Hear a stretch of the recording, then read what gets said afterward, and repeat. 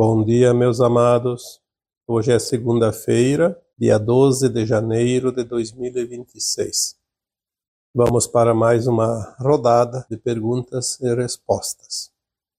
Lembrando sempre, aqueles que ainda não estão a par de como funcionam as perguntas e respostas, as perguntas são feitas abaixo dos vídeos, como comentários, e eu sempre pego algumas para responder aqui, aquelas que precisam de respostas mais específicas, porque quando é uma resposta rápida eu faço lá mesmo.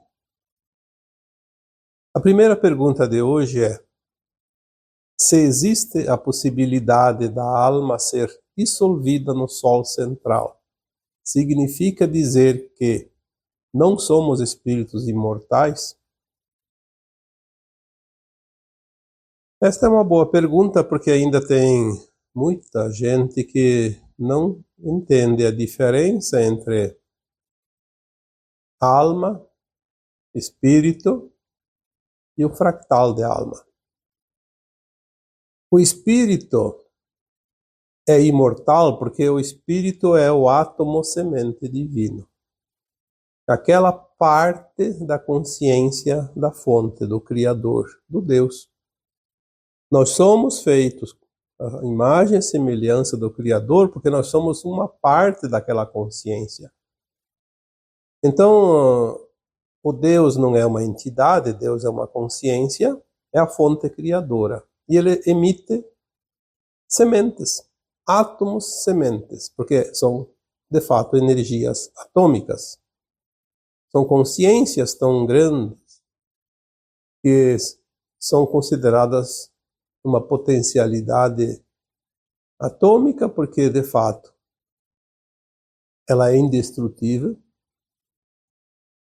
Ela forma o eu superior da mônada. Este átomo semente, que também podemos dizer que é uma centelha de luz da fonte, porque a consciência é luz, é energia. Ela é muito forte para se espalhar por aí, pelo cosmo infinito. Ela poderia destruir estrelas, planetas, constelações, quiçá até galáxias. Tamanha é a potência desta consciência chamada de átomo semente.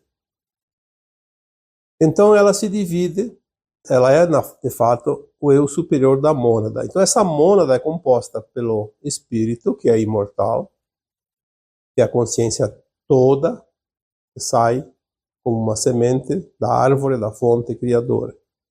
Ela se divide em 12 partes, e essas 12 partes se dividem novamente em 12, formando assim 144 super-almas. Ainda assim, essas super-almas são potências atômicas.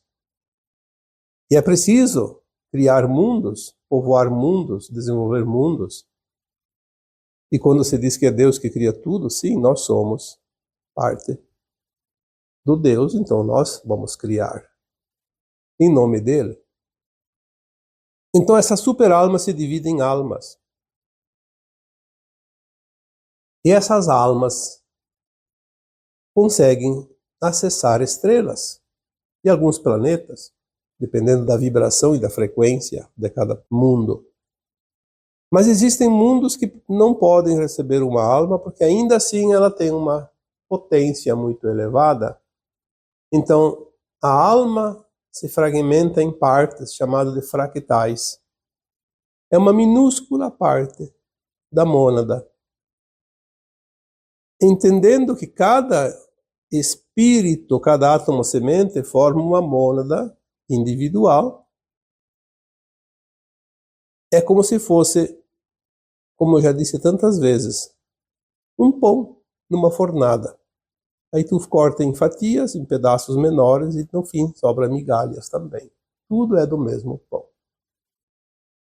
Essas partes pequenas, chamadas de fractais, elas podem então iniciar um aprendizado dentro de mundos em formação, em evolução, como foi a Terra, que estava na periferia da galáxia Via Láctea, no braço de Órion. Na medida que esses planetas vão adentrando na espiral galáctica, eles vão receber mais luz, mais potência, mais energia, e aqueles fractais também vão evoluindo até eles chegar a um ponto que eles voltam a se integrar à sua alma de origem. Quando esse mundo também está em condições de receber uma consciência mais elevada, porque cada planeta também é uma consciência, diferente da consciência humana, mas é uma consciência. Nós temos então aqui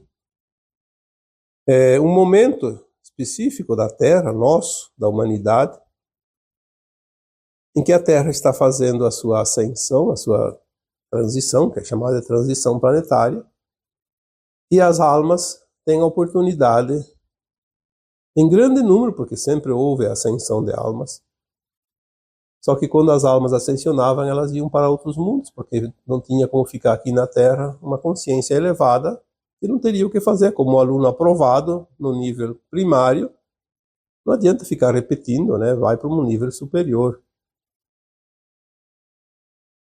Agora é o momento de ascensão.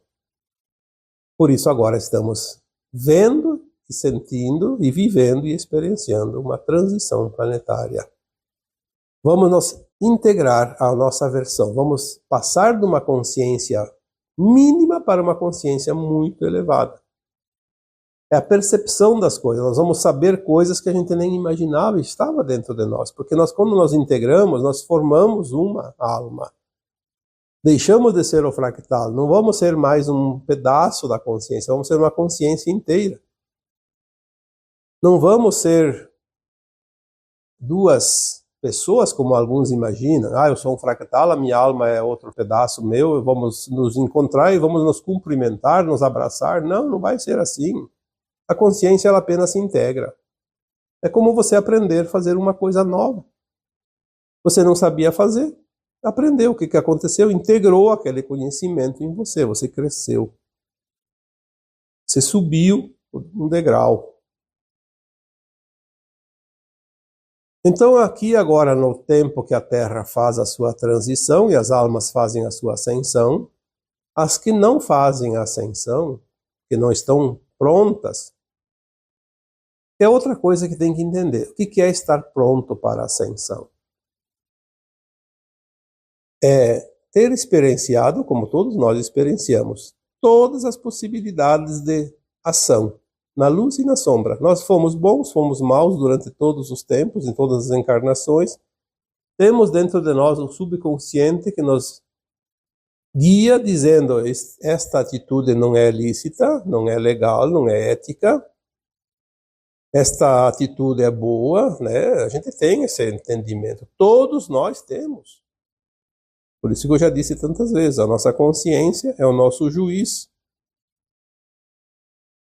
Todos nós aprendemos as lições, a escola já deu as lições necessárias, ela fecha esse ciclo. Agora, os alunos que não querem praticar de uma forma lícita, honesta, decente, moral, ética, é natural que elas não têm condições de ir para um mundo melhor, porque elas ainda se comprazem nas coisas que não são lícitas. Então tem os mundos ainda na condição de provas e expiações que vão receber essas almas. E aqueles que são chamados de exilados da Terra. Vários planetas estão esperando as almas da Terra, de acordo com a frequência de cada uma. Aquela alma que está quase pronta para ascensionar, mas não conseguiu, vai para um mundo melhor daquele que ainda está bem atrasado, se comprazendo muito ainda nas atitudes ilícitas. Então nós já falamos sobre isso também. E falamos que existe a segunda morte, chamada de segunda morte, porque é como se a alma morresse. Todas as vezes que o corpo morre, a alma desencarna. Essa tal da segunda morte é a morte deste fractal. Sim, é aquela consciência que não tem mais recuperação. Não são muitos casos, mas tem. Tem pessoas que a gente vê por aí ainda hoje, cometendo atrocidades, tanto mal que elas seriam um problema lá no planeta de provas e expiações. Mesmo naquele planeta, pelo menos um deles, chamado de planeta prisão, ainda assim ele seria um estorvo.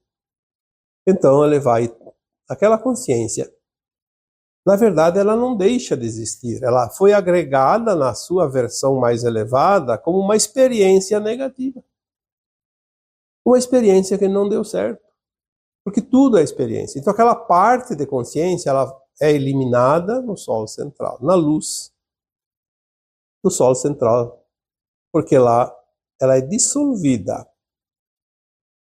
Ela volta a se espalhar, a energia, na verdade, ela nunca deixa de existir.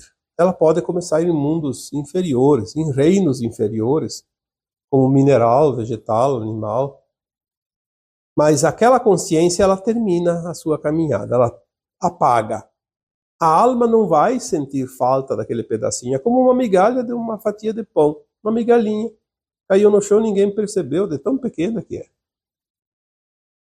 Mas fica a experiência para aquela alma e para aquela mônada. E vai essa experiência lá para o Sol central cósmico, a fonte criadora, onde existe o todo, o registro de tudo. E uma mônada tal teve uma pequena parcela de consciência que se perdeu.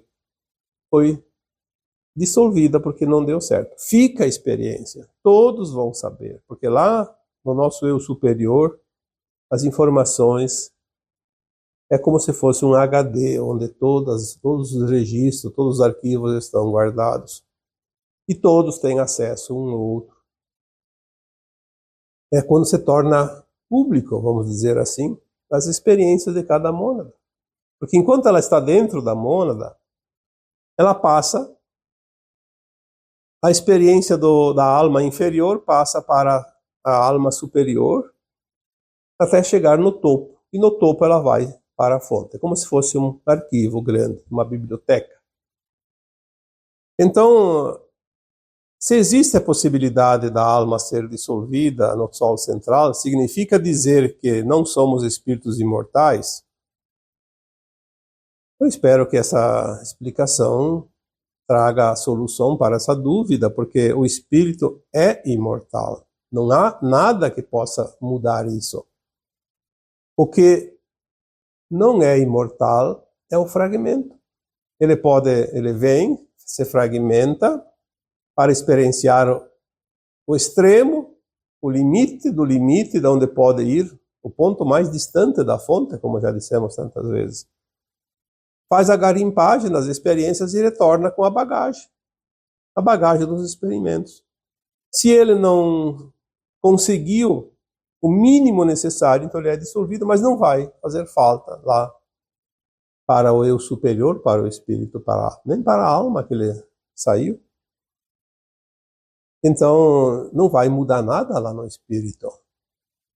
Porque o espírito é o átomo semente divino, não é a alma como nós aprendemos, inclusive, para que fosse possível a compreensão, o próprio Kardec colocou alma, espírito, mais ou menos no mesmo balaio, mas não é. Hoje nós entendemos isso. Algum tempo atrás era difícil compreender. Hoje está mais fácil, a nossa consciência já está expandindo e as informações elas ficam cada vez mais assimiláveis. Isso é ascensão, é evolução. E agora tudo é rápido. Veja por você. Quanta coisa não compreendia há pouco tempo e agora compreende, parece tão fácil. Parece que sempre esteve em você. E na verdade sempre esteve.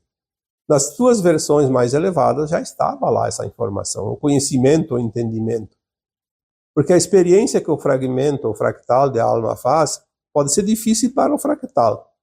Mas para a própria alma, que é a sua imediata superior, aquilo é tão prático, mesmo que seja uma experiência do fractal, a alma compreende. Porque ela está numa versão de consciência muito acima. Então, essa pergunta, eu acredito que ficou respondida. Não me ocorre mais nenhuma outra explicação. E passamos então para a próxima. falta de carinho, amorosidade, abraços, colinho para com os filhos. Me sinto morna. O senhor poderia me ajudar? Eu aqui acredito que teria duas possibilidades para entender esta colocação. Primeiro, a pessoa está sentindo falta como filho, então falta de carinho, amorosidade, abraços, colinho para dos pais com os filhos. Então a pessoa se sente morna ou então rejeitada. Mas eu acredito que a pergunta aqui é o contrário. Foi uma mãe ou um pai que colocou esta pergunta. Que não está dando carinho para os filhos, amorosidade, abraços, colinho. Porque se sente morna ou morno, como se não estivesse fazendo o dever de casa. Eu acho que existe sempre uma causa. Talvez essa causa esteja nesta vida. Este pai, esta mãe que não está dando o amor suficiente, talvez até esteja dando o amor suficiente, mas sente que poderia dar mais e não está dando. Então se acha fracassado, morno. Talvez na infância tenha sentido falta do carinho dos pais. Teve uma época, nós que somos mais velhos, passamos um tempo onde os nossos pais realmente tinham muitos filhos e não podiam dar atenção a todos, e tinha muito trabalho porque tudo era difícil, tudo era manual, tudo era pouco produtivo. Então o trabalho era não dobrado, era triplicado ou quadruplicado, enfim, era muito maior o tempo gasto para você conseguir alguma coisa. E aqueles filhos que viveram aquela época e sentiram a falta do carinho, do colinho, hoje, como pais, não conseguem dar, porque não receberam. É muito comum isso, mas não é uma falha. Cada um dá o que pode. Se eu não posso dar mais do que eu estou dando para os meus filhos, não é por falta de vontade, não é porque eu sou uma alma má, é porque, de fato, eu estou dando aquilo que eu posso. Cada um dá o que tem. O problema seria, eu posso fazer mais e faço de propósito não fazer. Aí é a má intenção, aí é outra história. Porque sempre tudo está na intenção. Muita gente acha que tem que fazer como a galinha que coloca seus pintinhos embaixo das suas asas. E sim, nós temos a responsabilidade como pais, como mães, precisamos estar atentos, porque existe uma responsabilidade. Mas nós precisamos entender que aqueles filhos que estão filhos são almas que vêm para uma experiência no nosso grupo familiar, de comum acordo. Mas eles também precisam aprender as lições, passar pelas suas provas, fazer a sua evolução. E nós não podemos impedir isso. A superproteção, às vezes, limita as próprias experiências que os filhos precisam fazer.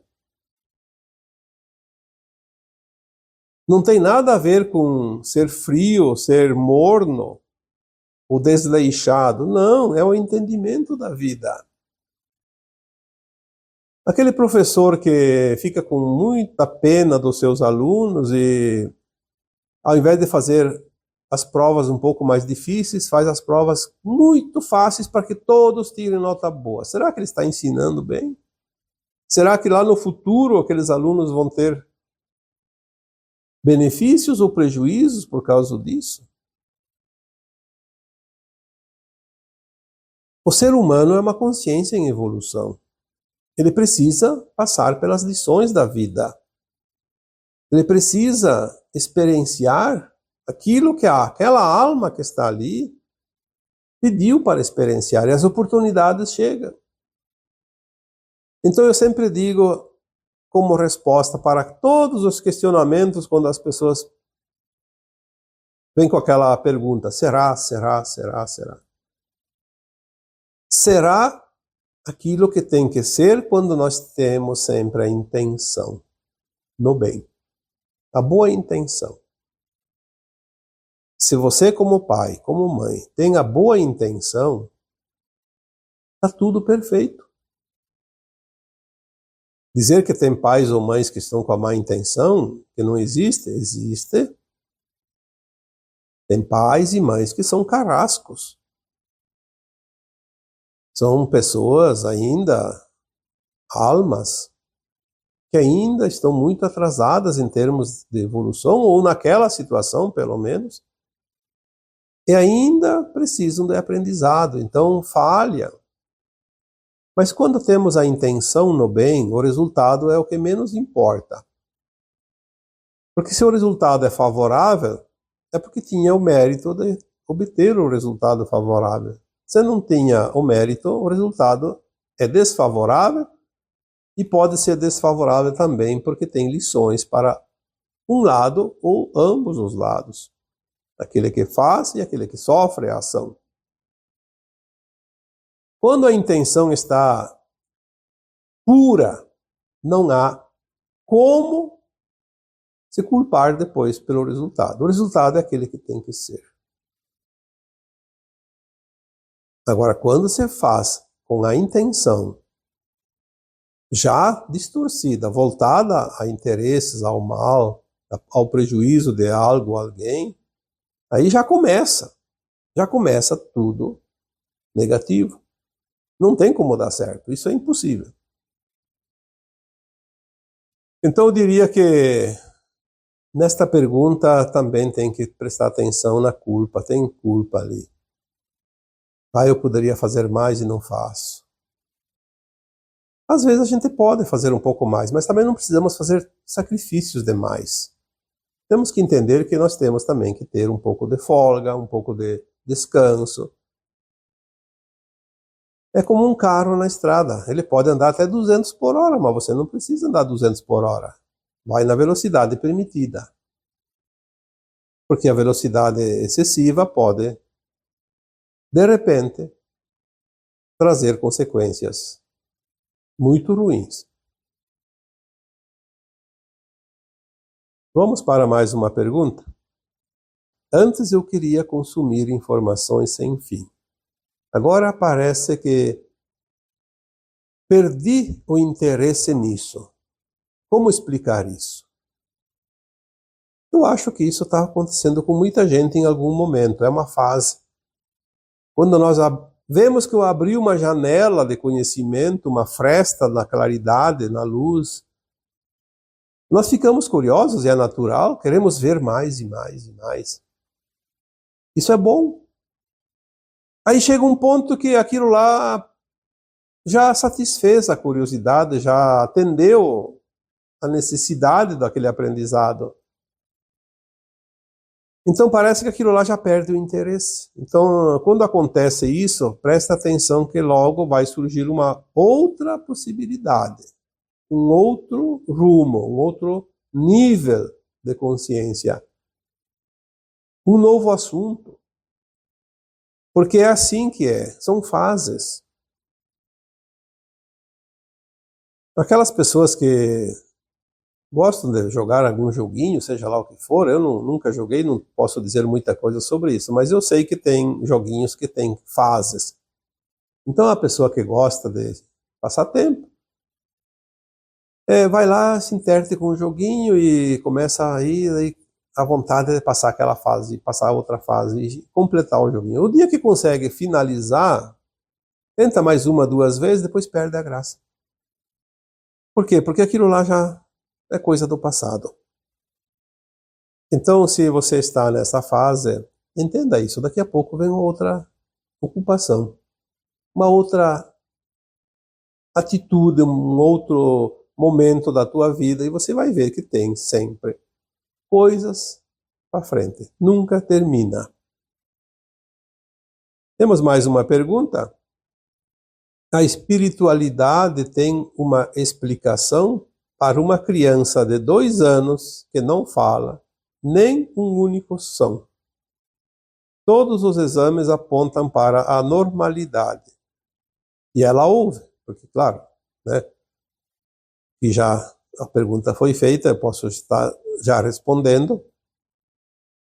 Às vezes uma criança não fala porque ela também tem a surdez.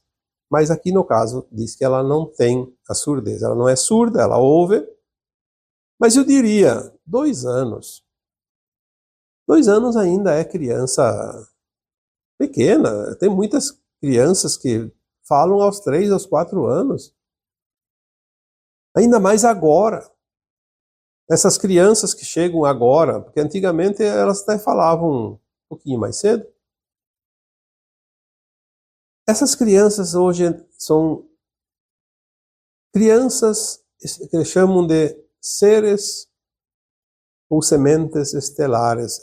A maioria delas já vem com outro propósito nesse momento final da transição planetária. Mais adiante nós vamos nos comunicar telepaticamente. Então ela já não vem mais com esse interesse de falar tanto quanto antigamente. Há uma certa diferença nessa questão. Mas mesmo assim, é normal que a criança comece a falar, cada uma no seu tempo. Porque a vizinha tem uma criança que falava com 1 ano. Sim, tem crianças que falam com 1 ano, até menos às vezes. Mas tem algumas que só começam a falar com 3, 4 anos. Falam alguma coisa, muito pouco ou quase nada. Existem várias possibilidades, mas eu diria que se os exames apontam para a normalidade, como você diz aqui, então eu não vejo motivo de preocupação. Tenha paciência. Daqui a pouco ela vai começar a falar. Talvez essa criança, ela pode, não sei, você que fez a pergunta sabe. Se ela não tem convívio com outras crianças, ela demora mais para falar. Porque os adultos não ficam conversando muito com a criança. As crianças, entre elas, conversam mais. Pode ser que os adultos que estão próximos também falem muito pouco com ela ouve pouco. Porque ela, mesmo que não tenha surdez, mas ela está ouvindo pouco. A criança, para falar, tem que ouvir. Porque como é que ela vai aprender a falar? Ouvindo os outros. Entendendo as palavras, saber o que dizer. Saber o significado das palavras. Senão ela não tem o que dizer. Então há uma série de fatores aqui. Eu diria que, no momento, há 2 anos, os resultados, os exames apontam para a normalidade, ela ouve. Eu diria, não se preocupe. Não se preocupe. Por enquanto, tudo indica que ela vai falar com o tempo. E vamos para a última pergunta. Gostaria que falasse sobre almas afins, chamas gêmeas e almas gêmeas. Eu já falei sobre isso várias vezes. E hoje, na primeira pergunta, falamos sobre mônadas. Então, vamos dizer que o nosso eu superior seria o nosso bisavô. A super-alma seria os nossos avós. E a alma seria o nosso pai ou a nossa mãe. E nós somos o fractal. Aqui na Terra, nós somos fractais. Então, tem o átomo, que é o nosso bisavô, tem a super-alma, que é o nossos avós, tem as almas, que são nossos pais e nossos tios. Quando nós temos uma alma gêmea, ela é uma alma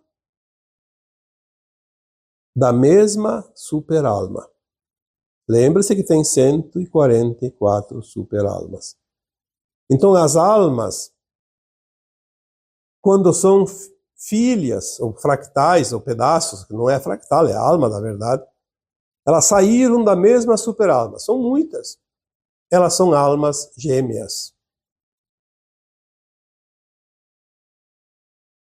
Já tem outra superalma da mesma mônada, porque são 144, que também tem almas. Então aquelas almas da outra superalma são como se fossem primos dessas primeiras. Então elas são chamas gêmeas. É só para diferenciar alma gêmea de chamas gêmeas. Fica mais fácil fazer uma comparação. Almas gêmeas são filhas do mesmo pai e da mesma mãe, da mesma superalma. Chamas gêmeas são de um tio, de uma tia. São como se fossem primos, mas faz parte da mesma mônada. Mas tem uma coisa que é confusa aqui na Terra, porque as pessoas dizem assim, minha alma gêmea, minha chama gêmea.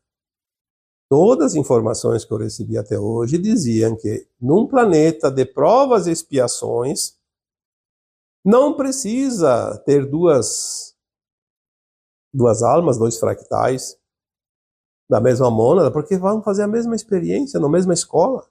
Tem tantos mundos no cosmo infinito. Seria uma perda de tempo.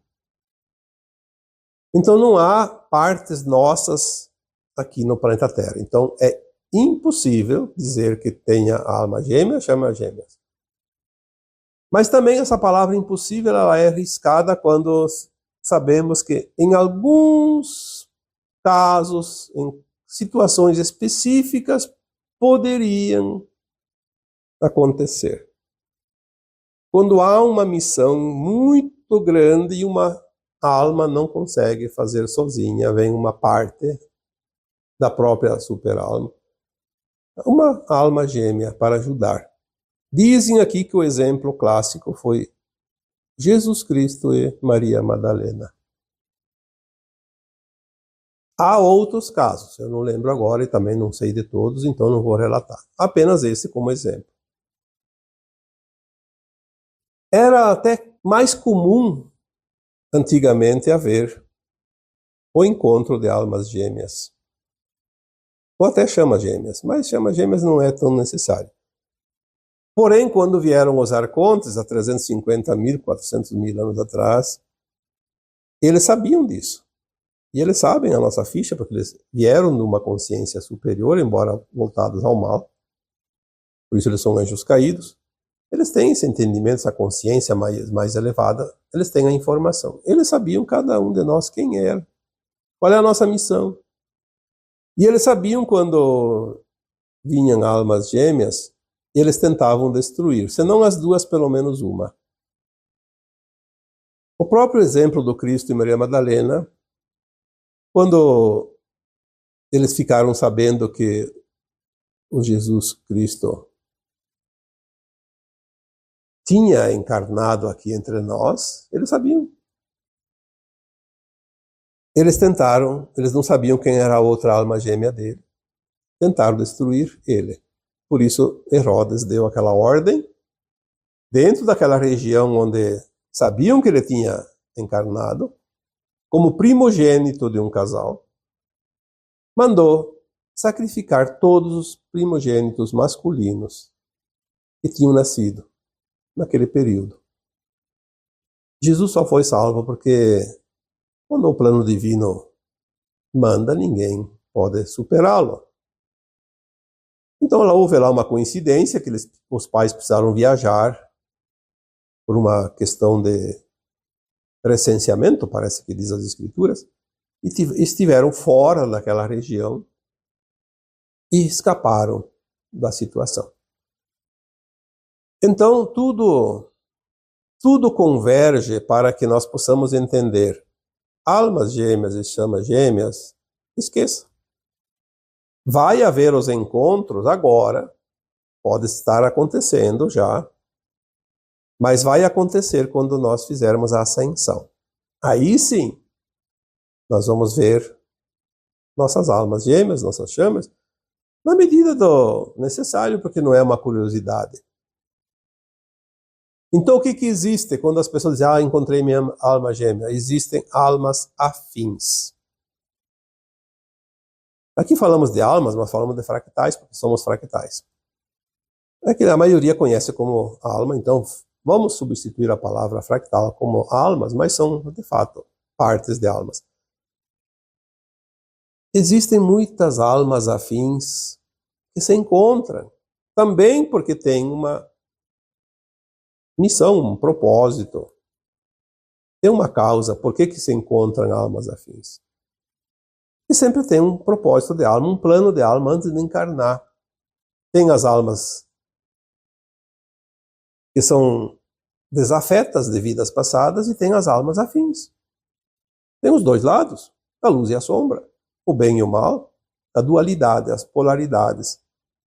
Assim como nós encontramos almas desafetas, geralmente na mesma família, para poder trabalhar e harmonizar o passado, curar o passado, encontramos também almas afins, porque sem almas afins o mundo seria um problema, seria muito triste. Então encontramos aquelas pessoas, às vezes não na família, fora da família. Às vezes aquele amigo, aquela amiga que é mais que um irmão. Quantas pessoas dizem isso? Às vezes um casal que se encontra e vive uma vida maravilhosa, ou pelo menos um tempo. São almas afins, elas têm uma afinidade em comum. Elas têm algo que liga a um passado que já viveram juntos, que já estiveram em uma missão, enfim. São aquelas pessoas que nos fazem muito bem. Então as pessoas confundem com alma gêmea, chama gêmea, porque alguém inventou isso, mas não é verdade. São apenas expressões. Por todas as informações que eu já recebi, é isso que eu posso dizer hoje. Mas como eu disse, houve alguns casos no passado, raríssimos. Já está acontecendo mais agora, porque é um tempo final. Então, alguém pode já estar encontrando a sua alma gêmea.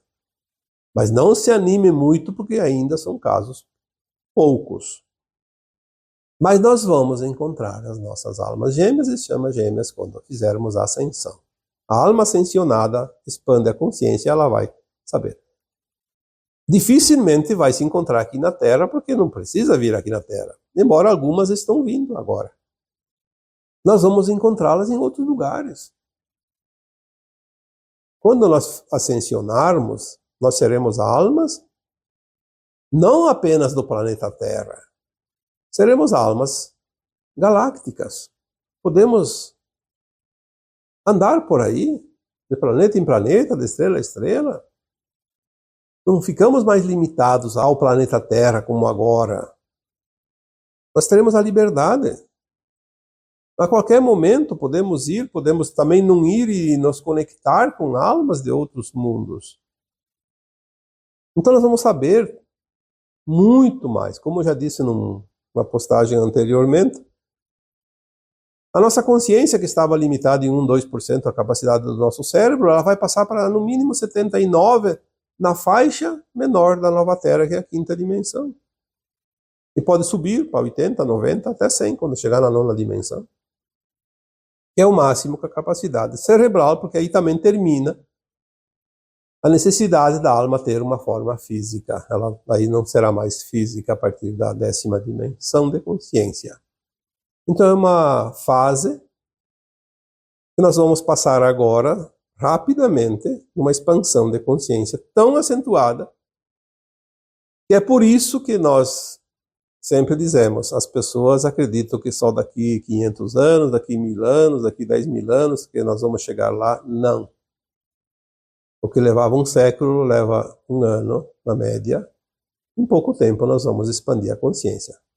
Aquele que não expandir por vontade, talvez vai ser através de choques, porque se a alma é boa, ela vai ascensionar, não vai ser perdida porque não tem conhecimento, não acredita. Ela vai ascensionar, mas vai levar alguns choques, sim. Choque de realidade. Porque no momento que a consciência expande, ou você entende ou você leva um choque. Não há outra maneira. Por isso é bom você permitir ao que vem. Mesmo que não acredite hoje, mas deixa ali em aberto, para quando chegar, não bater na parede, como se diz, não dar com a cara no muro. Então seria isso. Eu acho que por hoje já estamos com um tempo já bastante elástico. Vamos deixar as outras perguntas para um outro vídeo na próxima semana. E agora eu vos deixo com o meu abraço de luz em cada um de vocês. Namastê.